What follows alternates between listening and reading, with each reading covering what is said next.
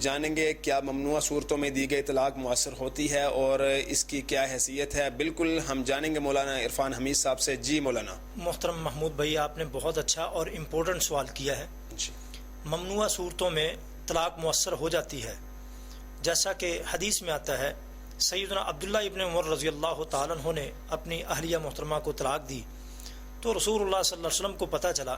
رسول اللہ صلی اللہ علیہ وآلہ وسلم نے سیدنا عمر رضی اللہ تعالیٰ عنہ کو بلایا اور فرمایا، جاؤ عبداللہ کو حکم دو کہ وہ اپنی بیوی کو جو ہے اپنے پاس رکھے اور اس سے رجوع کر لے. اگر طلاق مؤثر نہ ہوتی اور طلاق نہ ہوتی تو پھر رجوع کا کیا حکم تھا. رسول اللہ صلی اللہ علیہ وسلم نے جو ہے ممنوع صورت میں بھی دی گئی طلاق کے وقت یعنی طلاق مؤثر ہوتی ہے، آپ نے رجوع کرنے کا حکم دیا. اس سے پتہ چلتا ہے ممنوع صورتوں میں، ممنوع اوقات میں بھی طلاق مؤثر ہو جاتی ہے. ہاں، اگر اس نے طلاق دی ہے وہ خود گناہ گار ہوگا.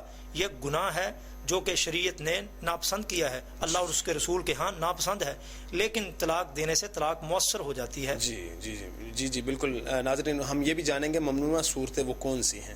جی، ممنوع صورتوں میں جیسے کہ ہم نے پہلے اس کی وضاحت کر دی ہے کہ ایک وقت میں یعنی ایک ہی مجلس میں 3 مرتبہ یا 3 سے زائد مرتبہ طلاق کا لفظ بول دینا، یعنی کہ وہ ایک بار تو مؤثر ہو جاتی ہے. جی، ایک مرتبہ مؤثر ہو جاتی ہے. ایک مجلس کی ایک ہی طلاق ہوتی ہے، جیسا کہ اس کے بارے میں پہلے اسباق میں ہم نے آپ کو بتا دیا ہے. جی بالکل. اور دوسری صورت حیض کی صورت میں، اور تیسری صورت ہے کہ ایسے طور میں جس میں ازدواجی تعلقات قائم کیے ہوں. ان صورتوں میں طلاق دینا اگرچہ ناپسند ہے، لیکن اگر کوئی شخص طلاق دے دیتا ہے تو اس کی طلاق مؤثر ہو جاتی ہے. جی بالکل. اپنے قیمتی سوالات کومنٹس باکس میں لازمی کریں. انشاءاللہ ہم نیکسٹ ویڈیو میں آپ کے وہ سوالات، ان کے جوابات لے کے حاضر ہوں گے.